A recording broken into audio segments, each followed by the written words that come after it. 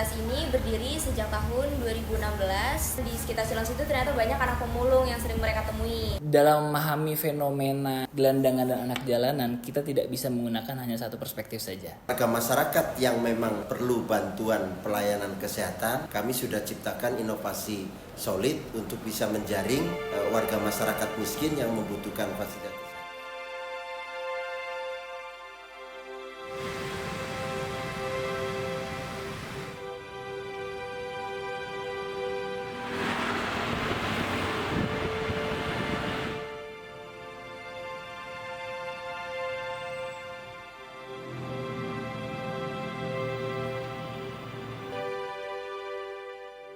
Pertemuan perdana kami dengan seorang relawan dari komunitas pemuda Khatulistiwa yang bergerak di bidang sosial ikut menggerakkan hati untuk datang dan menyaksikan langsung kehidupan mereka yang menamakan dirinya pemulung di sebuah wilayah di Kecamatan Cilengsi.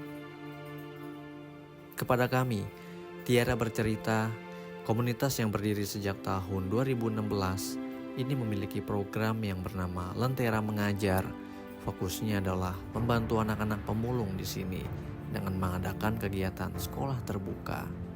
Nah, komunitas ini berdiri sejak tahun 2016, tepatnya 17 Desember.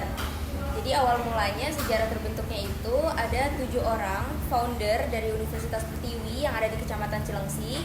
Nah, itu mereka mungkin melihat kan di sekitar Cilengsi itu ternyata banyak anak pemulung yang sering mereka temui.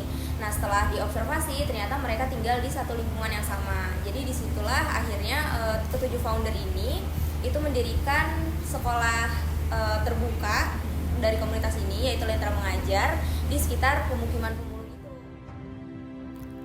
Dengan segala kemurahan hatinya, para relawan ini membantu anak-anak di sini untuk mendapatkan haknya memperoleh pendidikan dasar yang belum tentu akan mereka rasakan, seperti membaca, menulis, dan berhitung. Mereka bahkan sigap membantu anak-anak para pemulung ini untuk mendaftarkan sekolah formal dan mendapatkan pendidikan yang layak.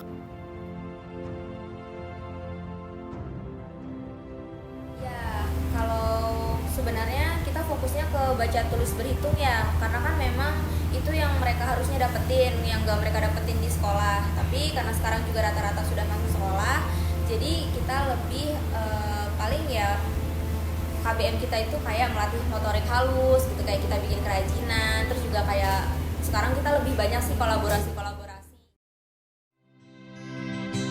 Anak sekecil itu berkelahi dengan waktu demi satu impian yang kerap ganggu tidurmu. Anak sekecil itu tak sempat nikmati waktu, dipaksa pecahkan karang, lemah jarimu terkepal. Di posko Lentera Mengajar kami berjumpa langsung dengan anak-anak pemulung. Pemandangan yang bikin haru. Mereka melangkah tiada henti, peluh menetes membasahi wajah, ikut bersusah payah mengais sampah tanpa alas kaki demi mendapatkan secuil upah. Namanya Balkis dan Cantika. Di usia 10 dan 7 tahun telah ikut orang tuanya sebagai pemulung cilik, yang dimana setiap hari membantu orang tuanya untuk memulung. Halo, Namanya siapa? Cantika. Kamu? Balkis. Bilkis. Umurnya berapa? 7 tahun. Kamu? 10. 10 tahun. Hah? Kelas berapa? 1. 1 SD. Kalau Bilkis? 1 SD. 1 SD juga. Ketika semua orang bungkam oleh keadaan, pemulung kecil berjuang untuk hidupnya. Mereka menyimpan sejuta mimpi untuk masa depannya. Aku bantuin mama. Bantuin mamahnya apa? Nyari Nyari apa? aqua. Nyari aqua. Kalau kamu? Mungkin mama. Nyari aqua juga. Iya. Di pemukiman yang sama, kami berjumpa seorang ayah dari Cantika yang menyambung hidup dengan menjadi badut jalanan di Medland Cilengsi. Pak Rizal namanya. Beliau berusia 43 tahun dan memiliki 6 orang anak yang harus ia tanggung. Saya Pak Rijal, Pak Rijal, sekitar 42. 42. Udah berapa lama? Saya hampir 3 tahun. 3 tahun. Saya berangkatnya dari jam 4 sore Sama 4 sore sampai jam 12 malam. 12 malam. Kadang-kadang kalau sehari kalau lagi sepi kadang-kadang dapat 20.000, kalau lagi rame dapat 100.000. Nggak tentu, Mek. Kalau lagi sepi kadang-kadang dapat 15.000. Nggak tentu, kalau lagi rame 200, lagi rame cuma Sabtu Minggu. Pak Rizal juga bersyukur dengan hadirnya kegiatan belajar di Lentera Mengajar yang ada di kampungnya.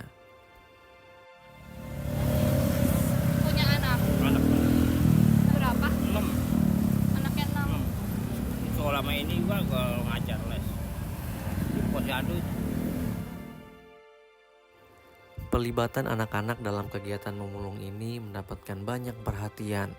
Di samping banyak persoalan sosial lainnya yang terjadi di jalanan, juga Pastra di Nugraha, dosen Fakultas Universitas Pakuan, untuk memberikan pendapatnya mengenai masalah sosial ini. Gelandangan dan anak jalanan, kita tidak bisa menggunakan hanya satu perspektif saja. Itu harus kita pahami bersama ya. Artinya kita harus mencari root of cause-nya atau akar dari penyebab kenapa itu muncul. Bisa jadi karena memang ada terkait dengan pola asuh atau bagaimana kemudian sosialisasi nilai dari keluarganya yang kemudian justru mewariskan budaya gelandangannya, ataukah memang ternyata ada permasalahan struktural terkait dengan kebijakan-kebijakan yang ada yang justru membuka ruang-ruang hal tersebut bisa muncul. Senada dengan Pak Yoga, dosen fisip Pakuan lainnya, Jati Nugraha juga buka suara. Menurutnya, peran orang tua sangatlah penting. Di samping itu, pemerintahan sudah banyak memberikan fasilitas seperti sekolah gratis dan rumah susun yang layak huni. Namun, kurangnya kesadaran membuat angka tunas sosial tidak berkurang.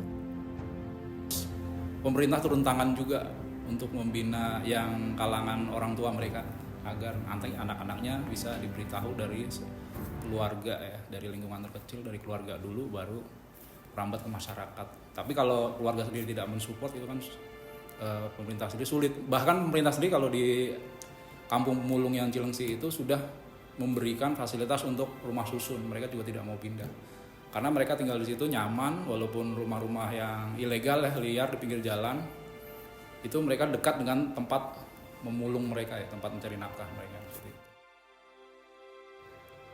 Di tempat berbeda, staf fungsional analis kebijakan muda Dinas Sosial Kota Bogor, Susworo, mengungkapkan di Kota Bogor sendiri Dinas Sosial sudah memfasilitasi dan mendampingi teman-teman komunitas yang bergerak di bidang sosial, khususnya anak jalanan. Kami punya juga teman-teman yang bergerak di bidang anak jalanan, kemudian di bidang kebudayaan sosial seperti halnya Kapas. Kita berkomunikasi agar mereka apa?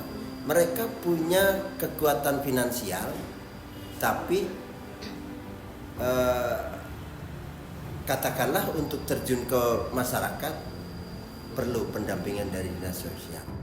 Menyelesaikan dan menuntaskan persoalan PPKS dan PPKS jujur diperlukan kolaborasi, sinergitas dan kebersamaan di dalam menyelesaikan dan menuntaskan itu.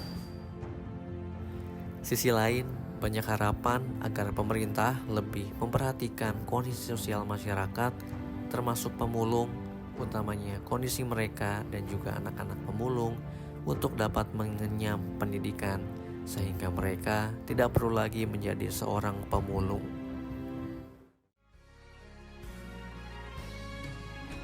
Tugas kita masih sangat banyak, menyelesaikan hidup dengan benar. Tak perlu merampas yang bukan bagian kita, ikhlas saja. Bila kita pasrah tumbuh rasa damai, dalam damai kita bertemu.